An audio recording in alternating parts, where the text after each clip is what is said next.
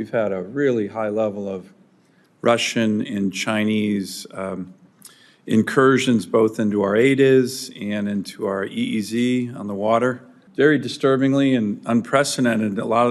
Number of these are joint Chinese-Russian operations, including strategic Bear bomber and Chinese strategic bomber incursions into our ADIS this past summer with armed MiG fighters. Our young men and women in the military do a fantastic job up in Alaska. When it comes to the great state of Alaska and the forces that they have there do a fantastic job as they continue to look at how far forward they can go for the extension.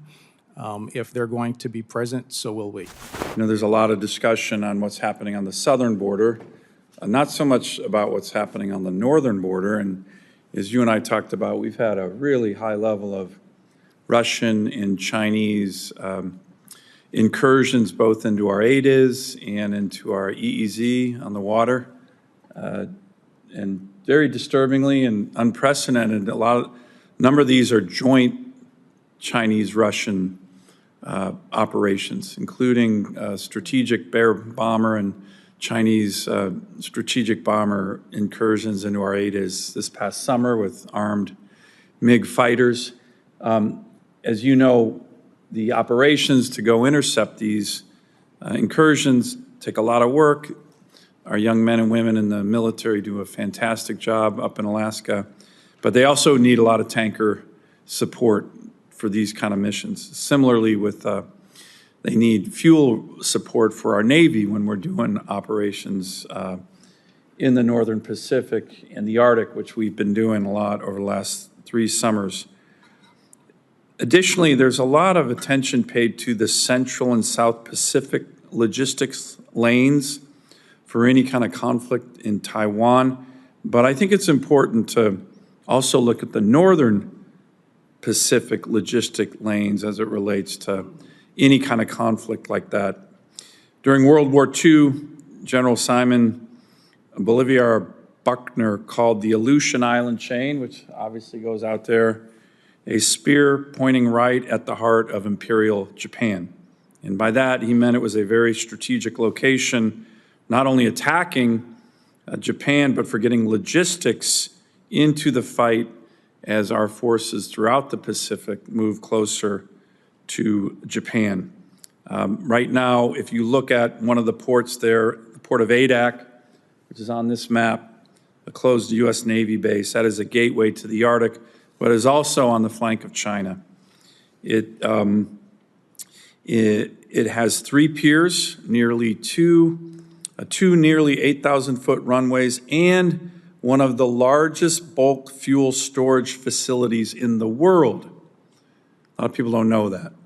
So the distance, too, in terms of where Adak sits, is about 2,900 nautical miles from Okinawa, while our good friends in Hawaii are about 4,000 nautical miles from Okinawa, making Adak the closest U.S. port outside of Guam to Okinawa, to Taiwan. So President Trump has talked about ensuring Alaska gets more defense investment as we fully rebuild our military, especially as Russia and China are making menacing moves in the Pacific. Admiral Paparo and General Guillot have testified that Adak would provide them with very significant logistical and basing needs, and that we should reopen it. In terms of logistics, including with the shutting down of Red Hill, what's your thought on this base in terms of for logistics capability, fighter and aviation and Navy shipping support? There's also was a submarine base there.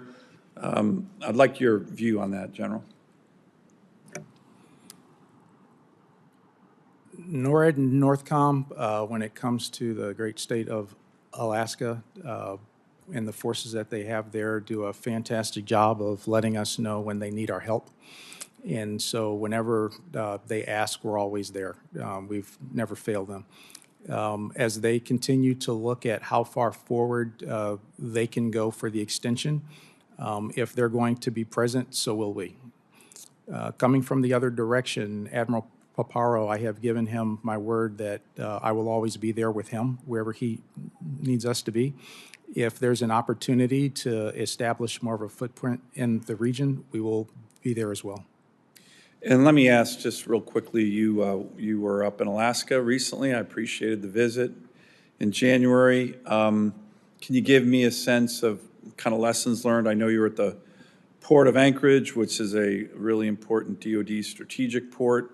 Again, relating to these kind of logistical issues, we think it's important to have additional infrastructure capability in my state. But any main takeaways from the visit you had in January, General? And I really appreciate you coming up to our great state.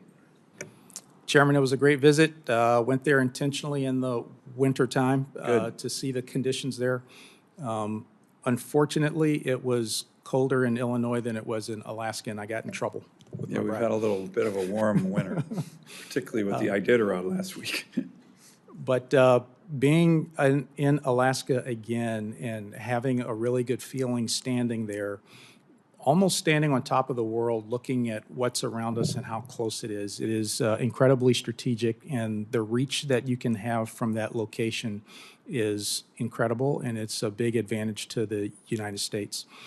And looking at the Port of Alaska and that port cluster, I was very impressed with what I saw there. The port is well situated where it is. Despite the fact that there was ice on the sea, they were still able to operate. The ability of the Port Authority to adapt to the conditions, the snow and the ice didn't stop them. There was a tremendous amount that we learned there in terms of how to just adapt, period. The other thing was I was very impressed with the conditions in terms of the tides and the tide swings, which I understand can be as high as 12 to 17 feet swing. But the port authorities there and the folks who work the port, they know how to time it, and they know how to marshal things. They know how to line it up. And when it comes time to load and unload, some of the best I've ever seen.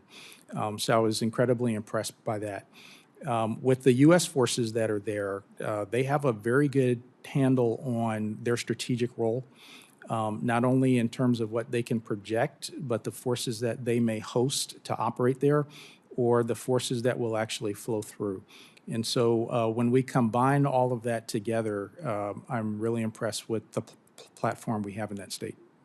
Great, thank you very much. I just actually had a meeting with our mayor of Anchorage, and we had a lot of discussion on the port, and we'll keep you appraised on the refurbishing of that port. It's really important for our military. It's also really important for the people of Alaska, as that's where the vast majority of our supplies and food and everything and fuel come through the Port of Anchorage. We want to keep that viable, strong, and we're continuing to work on that with you and MIRAD and others. So thank you very much on that, General.